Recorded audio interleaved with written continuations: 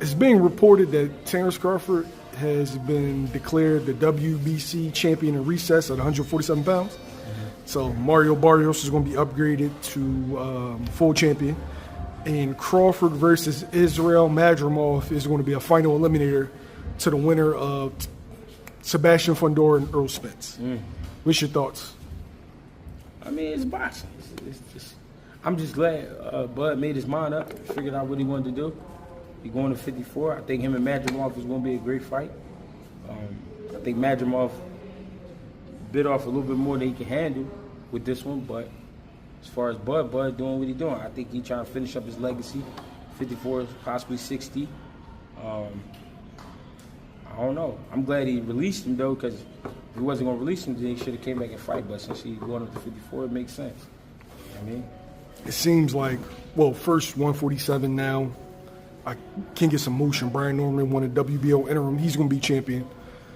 Barrios is now champion. Boots is champion. And now all you're waiting for is, the WBA and WBO just to put the final touches on it. Yeah. But as far as Crawford goes, it seems like he's going to become, if successful, going to get a crack at being unified with 3 belts before 2024 is out. That'd be crazy. That'd be super crazy. I don't know. Maybe the cards is falling in his hands. I mean, everything he fought for in his career is starting to happen the way he wanted it to happen. And I mean, he's doing some amazing shit. And I mean, I wish him the best of luck. If he gets that 3rd undisputed 4 belts, yeah, what does that mean? Bad motherfucker, especially at this era. You know what I mean? And to do it at his age is impressive too. But I mean, Bud went through a lot, man. He went through a lot. So I think he should be given credit regardless of the fact. But the fact that he might get a shot at 3rd time undisputed, that's amazing. A lot of people can't even get 1 strap, let alone, I mean, you get 4 in 3 divisions. So, I mean, that's an amazing situation for him. I'm going to have to check the record books, but the only guy that I remember being a 3-time undisputed, now I could be wrong, Henry Armstrong. So that's hell of a company, though. So he's going in the books. Yeah. I mean, he already in the books, but yeah, that'll do something for him, though. That'll stamp him something crazy, especially if he win it all.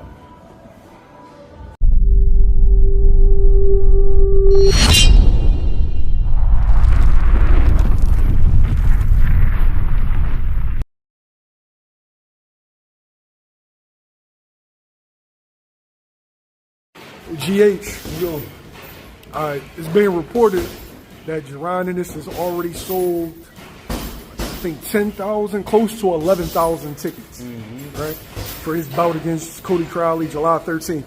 How you feeling about that, man? That's great news. You know what I mean? That means people was behind them.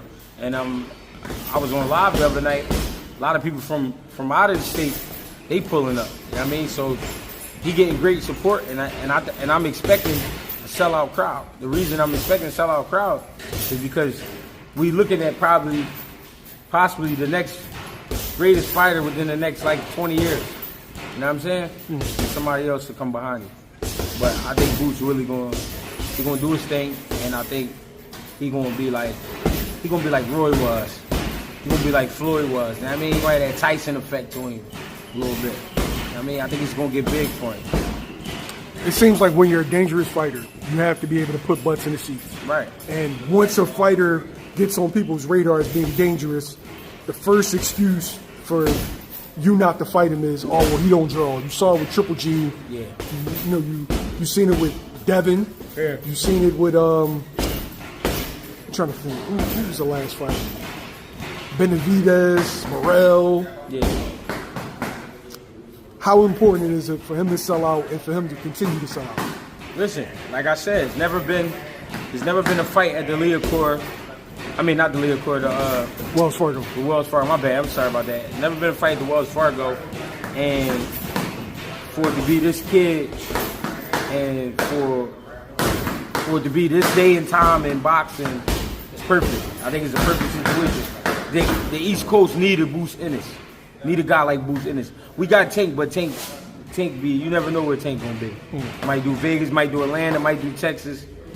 Boost said bring it on home. So we need this. Because New York can slide down. We always going up to the Barclay and to Madison Square now. They got a reason to come down. Fact. DC, Virginia, Maryland, they got a reason to come up. You know what I mean? So I think it's gonna be great, man. My bad, a dude I forgot, Shakur. Yeah. And when I say dangerous people, it's not always about punching. It's about ability to win a fight. Yeah. And Shakur is now in that position. Everybody want to talk about what he draws. Yeah. And you know, great fight though. Great fight. I'm just happy to be, you know what I mean, here to witness it. Are you surprised that it's damn near 2 months left? Are you surprised that Philly came out and support at the fashion that they did? No, because if you think about it, we have great fighters, but we haven't had that one person that can take over the game. And Boost got the capabilities to take over the game. All you gotta do is do it. All you gotta do is go ahead and do it now. And I'm not saying it like it's easy, but I'm just saying the reason, like I said a while back, he's a safe bet because he don't smoke, he don't drink, he don't party, he work hard, and he go in and he put on a show.